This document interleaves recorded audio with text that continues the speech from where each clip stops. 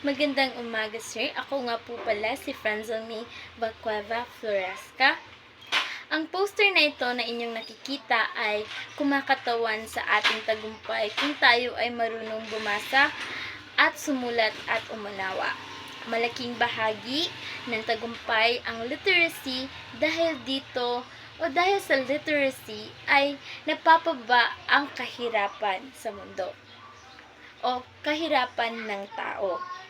At kinakatawan ng literacy o kinakatawan nito ng literacy kung paano tayo magiging mapagkumpetensya sa mundo. Yan lamang po at salamat.